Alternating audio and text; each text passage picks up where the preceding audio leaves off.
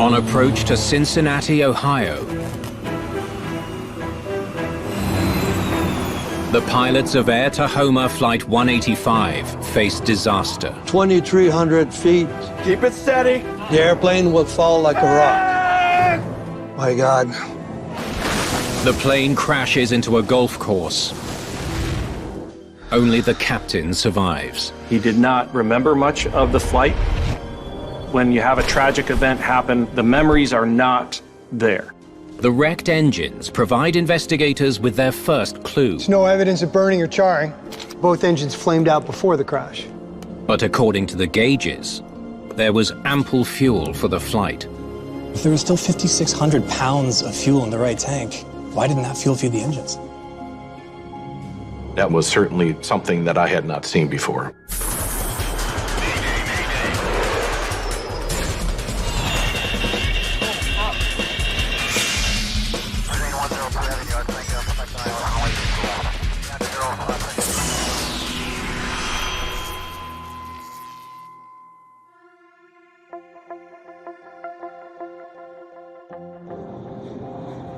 Air Tahoma Flight 185 is cruising at 15,000 feet. It's headed for Cincinnati, Northern Kentucky International Airport. Coffee's still hot if you want some. No, thanks. I'm well rested.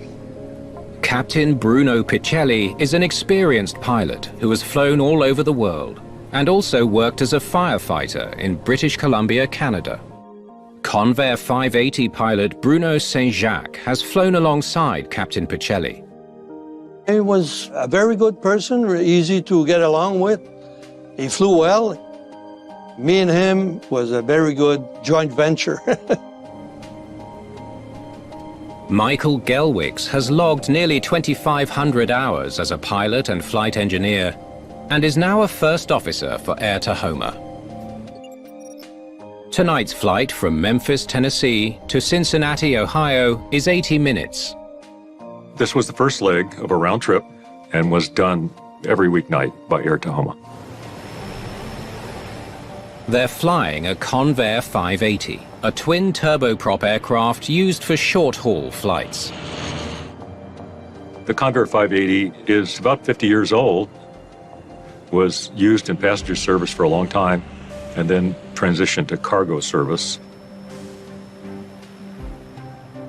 It was always reputed to be a very stable, reliable airplane. So what was it like flying as a firefighter? Well, long hours. Same plane as this, different cargo, of course. There are 5 pallets containing mail and parcels from the courier DHL Express on board the aircraft.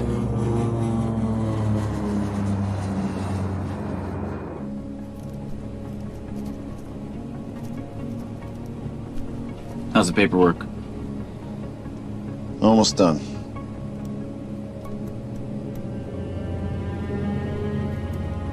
The captain was focused on some paperwork that he needed to complete before he landed in Cincinnati, which he did. Okay. You know what? I'm just gonna balance out the fuel here. Captain Picelli notices that one of his fuel tanks has more fuel than the other. The Convair 580 has 2 tanks, and you can use one tank to feed both engines until both tanks are even. 1 hour into the flight, the crew receives a weather update. Tahoma 185? Winds are kind of weird today. Suggest 10 left to Cincinnati when able.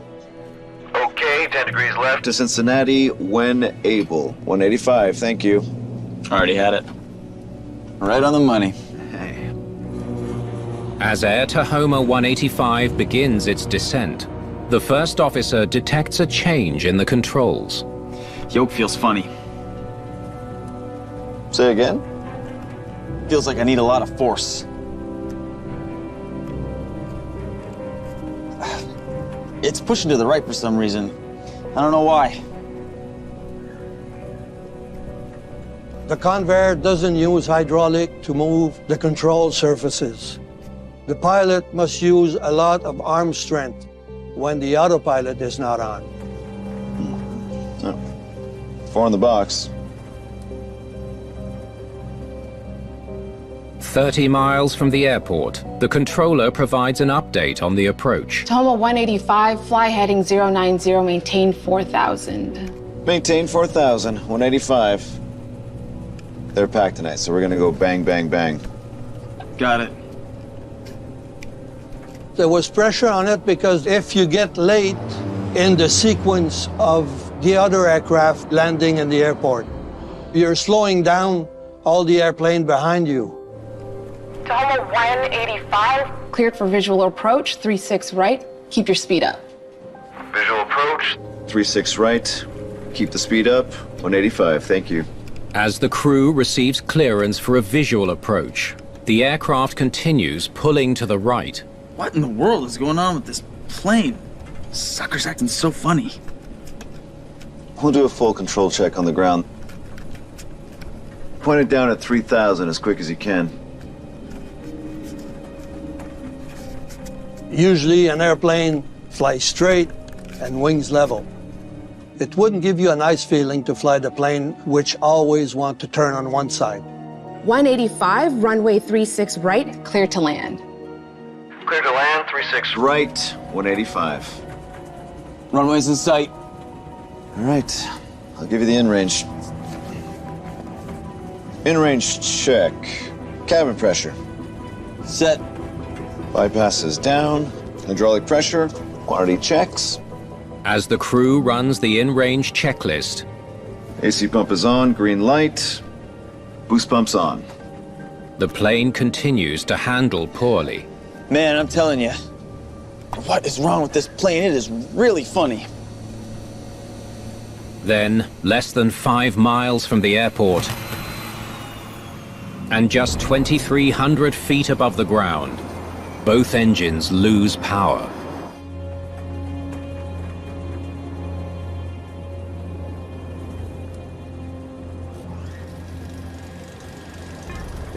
The airplane will fall like a rock because it needs at least one engine in good shape to bring them to the runway.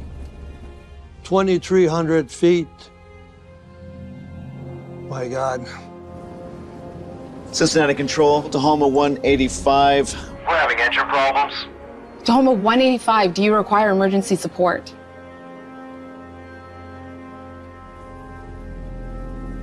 Negative. I think the reason he said no was he was still hoping that somehow he could get to the airport. Keep it steady. But they're dropping too fast to make it to the airport. Come on. They see an opening ahead.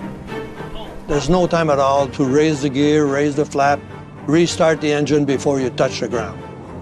Their only option was to go straight to the safest place to put down the plane and hope for the best. Tahoma 185, please respond. They were at low altitude. Hold it up. They were short of the runway. It was dark outside. Tahoma 185, do you copy? The situation was very, very dire. Trees!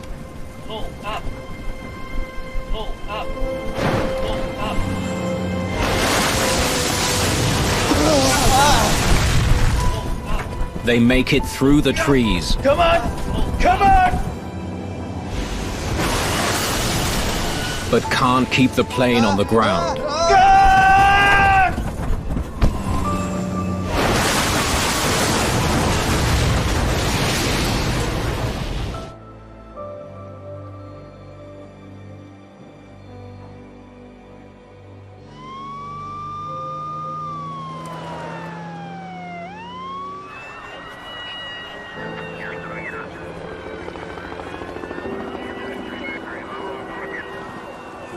Emergency vehicles soon arrive at the crash site, just 1.2 miles south of Cincinnati's International Airport. The body of First Officer Gelwicks is found in the wreckage. Incredibly, Captain Picelli has survived. Investigators from the National Transportation Safety Board, or NTSB, rush to Cincinnati and begin looking into the crash of Air Tahoma Flight 185. So, what have we got so far? Both black boxes have been sent to Washington for analysis. Good. Structural failure? Take a look. When we first arrived, what we typically do is to look for the four corners of the airplane to be able to rule out some sort of structural failure or a part or piece of the airplane departing prior to impact with the ground. We found all four corners of the plane. We found the tail here. We located both wingtips here, and the nose was essentially split in half and fractured into small pieces. If it wasn't structural failure, then what? What did the captain have to say? He's still recovering in hospital, but I did speak with the air traffic controller. And? She says the crew reported having engine problems just before crashing.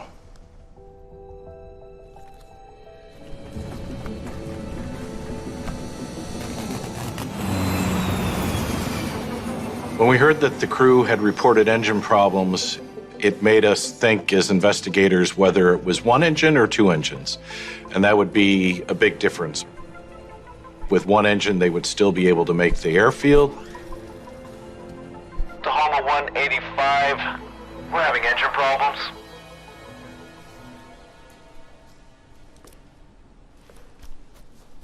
If the engines were operating before the crash, investigators expect to find burnt debris inside the engine. There's no evidence of burning or charring. I don't think we had combustion on this engine. Ditto with engine 2. So both engines flamed out before the crash. With a dual engine failure, that's not common. So we would think immediately about something with the fuel, either the loss of fuel or maybe even contamination within the fuel. Was the fuel on board Flight 185 contaminated? Fuel contamination is a danger to flight safety because it can affect both engines at the same time. Do we have the results of that fuel testing? Yeah, right here. Fuel checks out. Well, maybe they ran out of fuel? Well, it's possible. In 1978, pilots of United Airlines Flight 173 ran out of fuel while troubleshooting a landing gear issue. The DC-8 crashed into a neighborhood in Portland, Oregon. 10 of the 189 people on board were killed.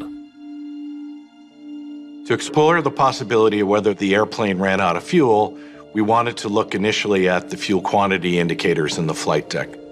Investigators recover Flight 185's instrument panel.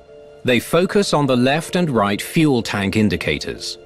0 and 5,600 pounds. That's odd. The expectation would be that both would be approximately the same value. That one was at 0 wasn't surprising, I suppose, but the other one being so much different was certainly something that I had not seen before. Okay, so they didn't exactly run out of fuel, but why are the tanks so uneven? Maybe some kind of problem in the fuel system stopped fuel from flowing to the engines. See what you can salvage in terms of fuel pumps and piping from the wreckage? We'll have a look.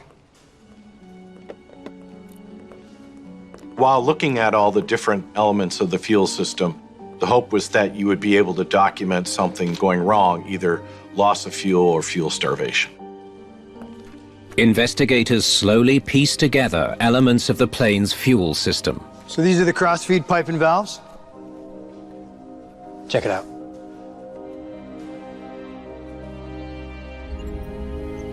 The crossfeed valves allow the pilot to provide both engines with fuel from only one tank when there's a fuel imbalance. Both valves are open. That means they were cross-feeding fuel before the crash. When we found that the crossfeed valves were open, that was a huge discovery.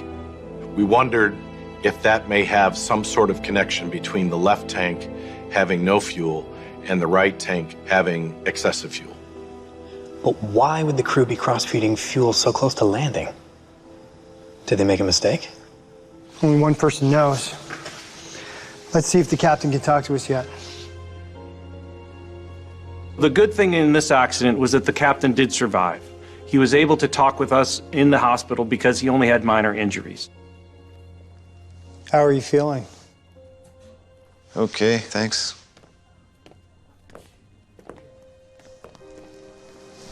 Can you tell me what you remember of the flight? Every detail counts.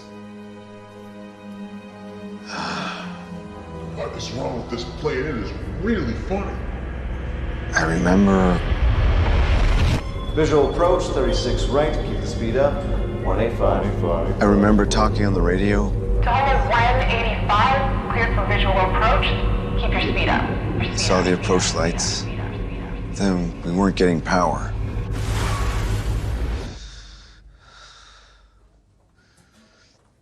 Then the next thing I remember is the impact. Keep it steady. Keep it steady. Slowly.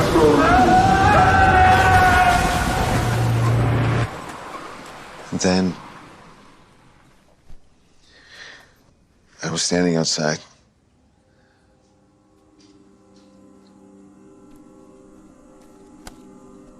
One more thing. We found the crossfeed valves open. Do you remember cross-feeding fuel during the flight? I'm sorry, I don't. He did not remember much of the flight because when you have a tragic event happen, the memories are not there. Investigators searched the wreckage for clues that could explain why the two crossfeed valves were open. It's the weight and balance form for the flight. The weight and balance form reflects where the cargo pallets are located, whether they're towards the front of the airplane or towards the back of the airplane, and that determines whether the airplane is nose heavy or tail heavy or right where it should be in the middle. That's strange. It looks like the captain was revising his calculations, possibly during the flight. Well, this is stranger. Here's a second one. This one has no corrections, and the captain signed it. Finding two weight and balance sheets for the same flight with different data on it at the accident site raised lots of questions for us. What was the captain doing during the flight? So it looks like the captain was revising his numbers on this first form, almost using it like a working copy. Then this was his hard copy to hand in. Did the captain's weight and balance calculations play a role in the crash? Well, the center of gravity limits were within the envelope. All right, so a mistake in his weight and balance calculations didn't bring down the plane. Well, whatever his process, he was supposed to hand this in before departure. Check with the airline. See if the captain handed in his numbers before takeoff. Taking off without having computed the weight and balance limits is against procedures. It cuts the safety margin. You're sure? Okay, thanks. The airline just confirmed the plane departed without the captain leaving a weight and balance form behind in Memphis. So, why did our captain depart before completing his paperwork?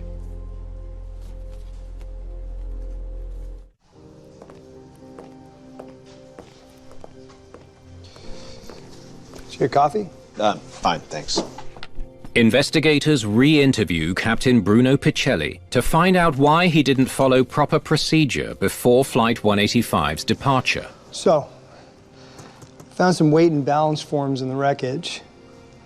Why didn't you complete them before taking off? What can I say? I ran out of time. Normally, I fill out the form using their handheld computer. It had been acting up. Now, it was just dead. I'm not used to filling out that form manually. Frankly, I've never been trained to. So, I thought I'd finish it en route. Captain Picelli explains how he determined that Flight 185 was safe to take off. I did my own assessment. I checked that the plane's maximum weight was acceptable. I saw that the position of the cargo pallets were evenly balanced. I also looked at the nose landing gear strut, and the plane sat properly on it. If the nose wheel strut was compressed, that would be nose heavy, and if it were extended, it would be tail heavy, but it was in a normal position. So on that basis, he decided that the airplane was actually within its weight and balance limits. From your corrections, it looks like your numbers weren't adding up. That's true. Yeah, at first they didn't. So I had to keep working on them. Yeah, it took me a while to get them right.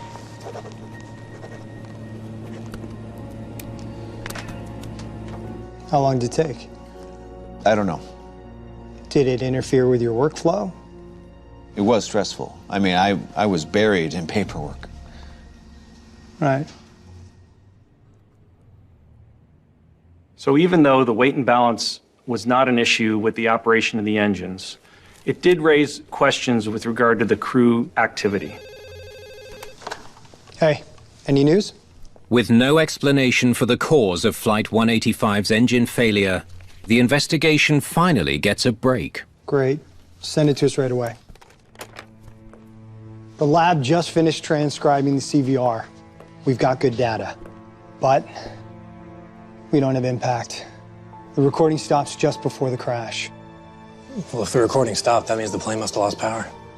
Looks like it. And it supports a dual-engine flameout.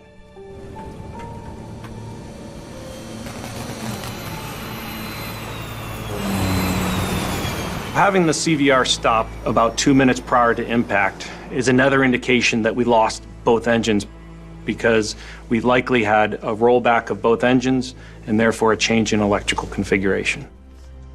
When you're ready. Investigators listen to the cockpit voice recording, or CVR, to determine why the engines flamed out, even though the plane still had plenty of fuel. How's the paperwork? Almost done.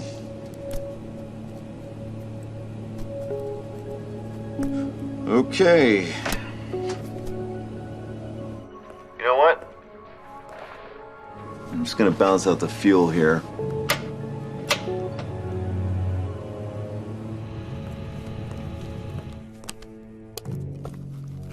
The captain wanted to balance his fuel tanks, but he didn't remember that at his interview. That must be when he opened the cross-feed valves at 12:17 a.m. Question is, did he forget to close them? Let's find out. Okay, 10 degrees left to Cincinnati when able. 185, thank you. Already had it. Right on the money. The team pays close attention to any mention of the cross-feed valves being closed. The captain doesn't indicate that he's stopping the crossfeed or even mention it. It made me wonder if they had forgotten that the cross-feeding operation was going on. Then, just minutes before the flight's scheduled arrival, AC pump is on, green light. Boost pump's on. Man, I'm telling you, what is wrong with this plane? It is really funny.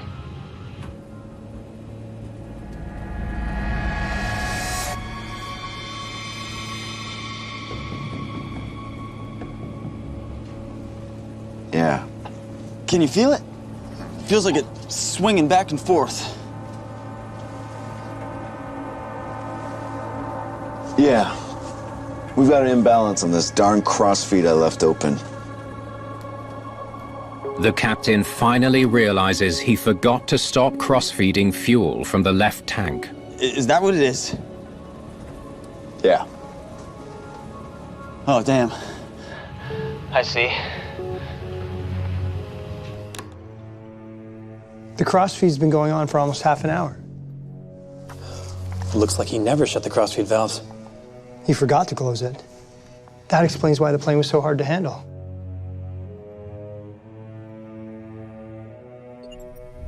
With the crossfeed valves open for 29 minutes, only the left fuel tank fed both engines. As the tank emptied, it created an imbalance which made it difficult to control the aircraft. That also explains why the left tank was empty. Yeah, but if there was still 5,600 pounds of fuel in the right tank, why didn't that fuel feed the engines?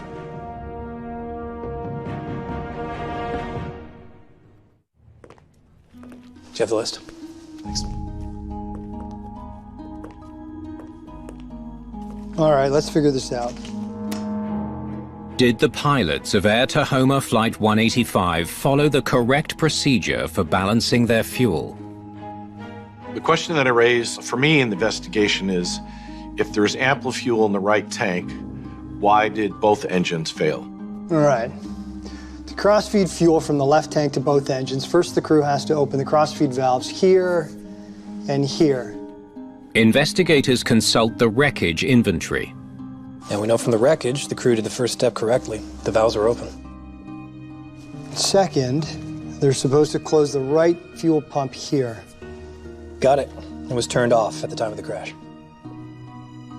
Step 3, they were supposed to close the right fuel tank shutoff valve here.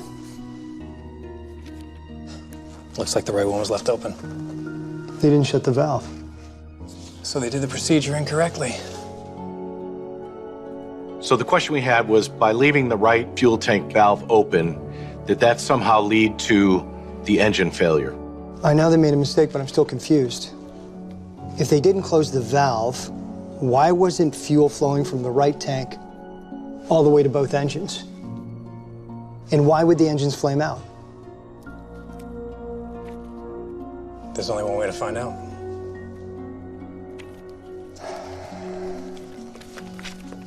As the investigation progressed, we decided to run a test to determine what occurred during the accident flight. Investigators build a replica of Flight 185's fuel system to better understand how both engines could have failed. Let's simulate what the captain did. Step 1, open the cross-feed valves.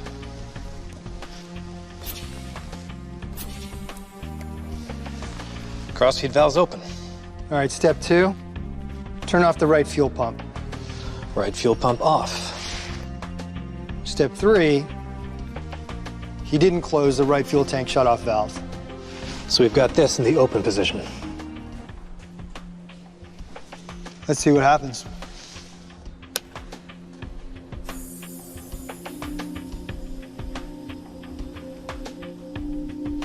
Okay.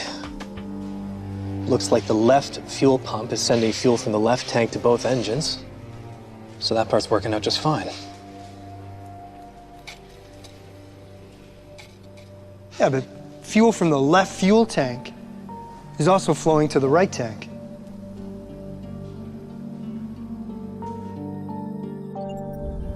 With the right shutoff valve open, the left pump supplied fuel not only to both engines, but also to the right fuel tank.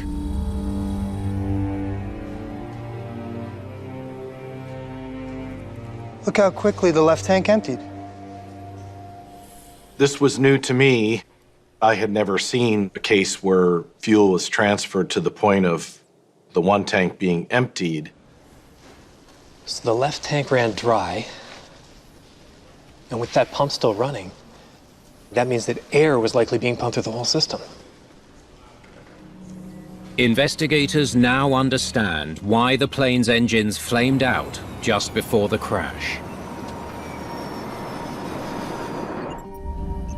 Once the left tank was empty, air was pumped into the fuel system, causing both engines to flame out.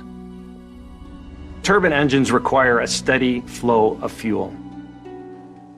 When you start entering air into the system, the air bubbles then cause the interruption of the ignition of the fuel, and that will cause the engines to roll back and to stop. So if the captain had just followed procedure and shut off that valve? If he had, there would have been enough fuel in the left tank to power both engines to the airport. I'm just gonna balance out the fuel here.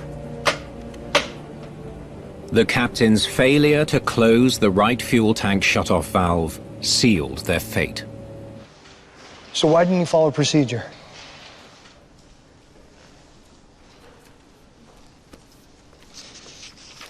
As the investigation progressed and new information came to light, it was helpful to go back to the captain to discuss his recall of what happened. In your airline's handbook, they instruct pilots to shut the right tank valve during the cross-feed procedure. You didn't shut the valve. I don't remember doing a cross-feed on the day. But typically, when I do the procedure, I leave the tank valve open. Really?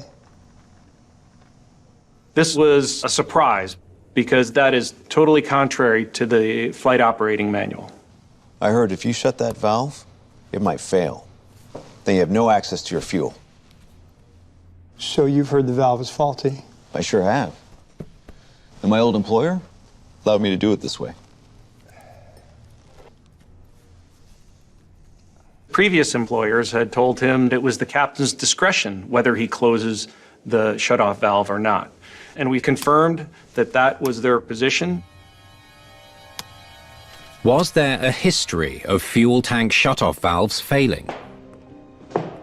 I've gone through the FAA service difficulty reports database and I found nothing. I can't find anything either. I don't think that valve has ever failed. There was no evidence of the valve getting stuck. This was a fiction that had somehow spread among the pilot community that simply did not have an accurate basis. This is the part I don't get. So what were they doing for 29 minutes? 29 minutes is a long time to miss that there's a cross-feed problem, especially when the first officer reports that there are handling difficulties as well. And so it is very important to look into what might have caused this. Keep it steady.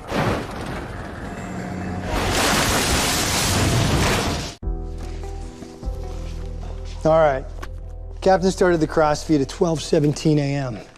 He didn't notice the mistake until 29 minutes later. What happened in between? Investigators returned to Flight 185 CVR to determine why the pilots didn't notice that there was a growing fuel imbalance. Looks like the captain finished his paperwork at 12:26 a.m., but he kept talking about it. All this time I couldn't figure out why on the landing I was out, and I was okay on the takeoff. And it was my chicken scratch. Yeah. The momentum is 1667, but I thought my chicken scratch I put 1067. Couldn't work it out. It was my own doing. Damn. I had it all along. We were okay all along. Is that right? Yeah. Oh, man.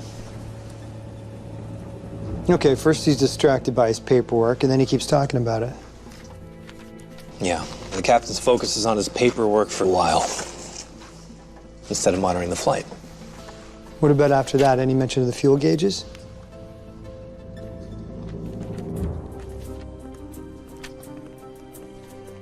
What about the first officer? How come he didn't pick up on this? 20 minutes after the crossfeed was open, the first officer knew something was wrong. Yoke feels funny. Say again? Feels like I need a lot of force. It's pushing to the right for some reason. I don't know why. I'm not sure what's going on. All right, the first officer reports a problem with the flight controls, but he doesn't check his fuel gauges for an imbalance. Why? Well, according to his work record, he was still pretty new at flying the plane. Plus, he'd only been with the airline 3 months. To his credit, he was assertive that he was having difficulty in the handling characteristics. So he was completely appropriate in asking for help. And unfortunately, the captain did not respond as a pilot in command would be expected. Feels like I need a lot of force. Tower 185, fly heading 090, maintain 4000. 090, 4000, 185, thank you. 090, 4000. How many times did he alert the captain to the problem? He repeated his concerns at least 7 times. Finally, the captain replied. We'll do a full control check on the ground then.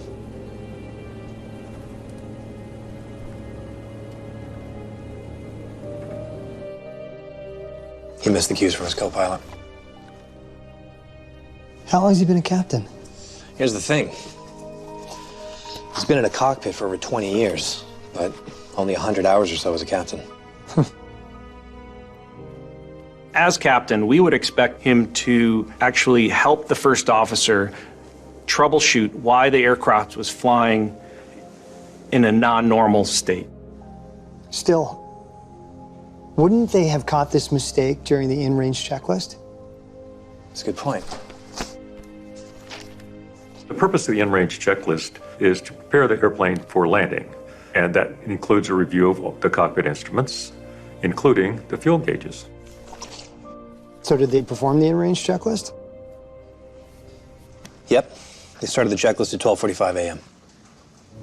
I'll give you the in-range. AC pump is on, green light. Fuel panel. Boost pump's on.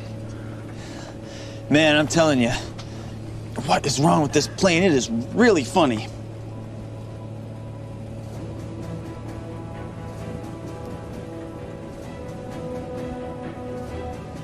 Yeah. We have an imbalance in this darn crossfeed I left open. Is that what it is? Yeah. Oh, damn. I see. Yeah. We're gonna flame out if we don't, aren't we?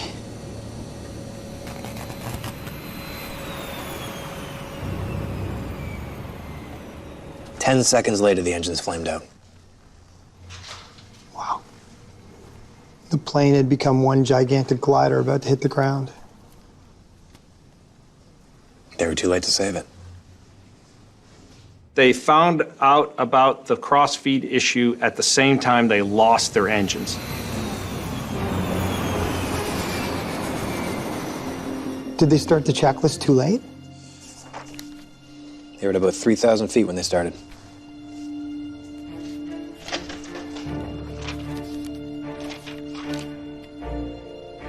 According to the airline's operating manual, they should have started the checklist at 12,000 feet. They should have started at least 10 minutes earlier. If they had, they would have caught their mistake with enough time to save the plane. If you're not monitoring the fuel gauges, when you run the in-range checklist, that'll remind you, but they waited until it was so late, they didn't have time to prevent the engines from flaming out. But it still bugs me. Even with all the distractions and the inexperience, all professional pilots are trained to scan their instruments. Why didn't they? Maybe the fuel gauges are hard to see.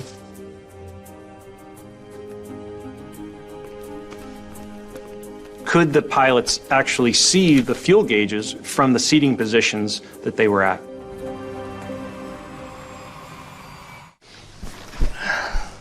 All right. So both our seats are fully forward. Investigators now visit a Convair 580 cockpit to determine if its layout somehow prevented the pilots from monitoring their fuel gauges. So both fuel gauges are visible.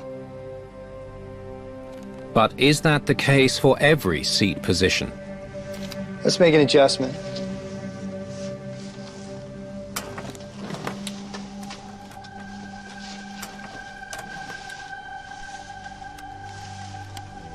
Wow.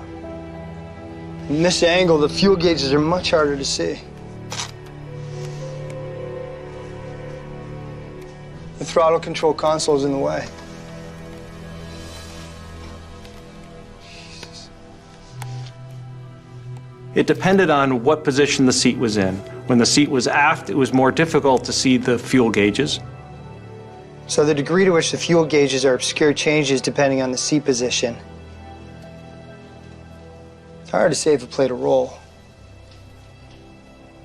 Unfortunately, because of the destruction of the aircraft, the wreckage did not allow us to determine whether the captain's seat was forward or aft.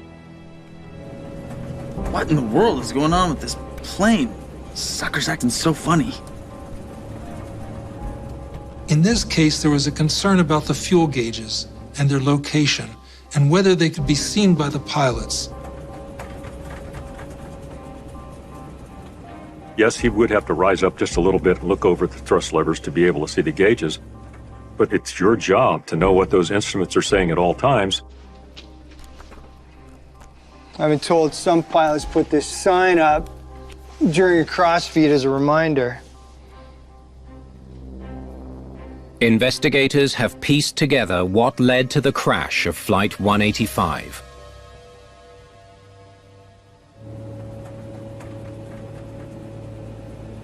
You know what? I'm just gonna balance out the fuel here.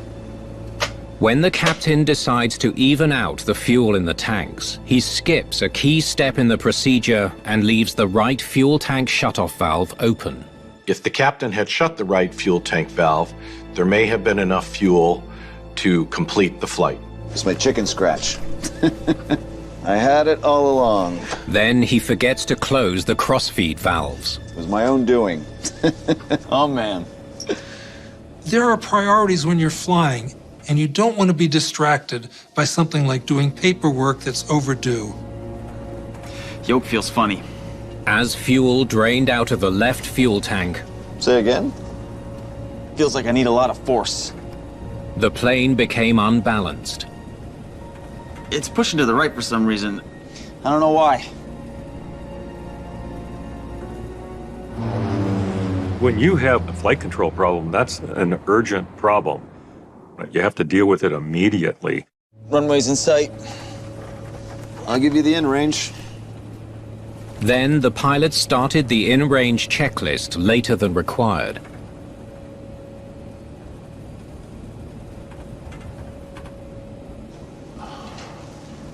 Yeah. We've got an imbalance on that darn crossfeed I left open. When the captain finally realized there was a fuel problem, it was too late.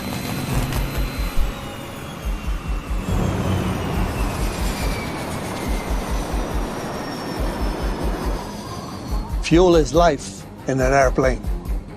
You have no more fuel, there's only one way you're going to go, and it's down. Keep it steady.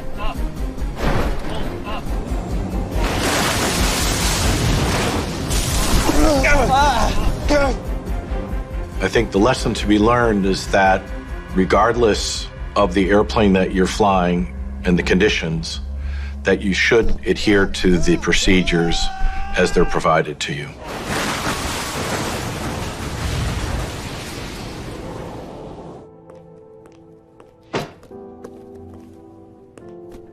In its report on Flight 185, the NTSB makes a recommendation to all Convair 580 operators. One of the main recommendations was to inform pilots that they should shut off the fuel shutoff valves if they are cross-feeding. Ultimately, if flight crews follow the procedures that they are given, they will get on the ground safely.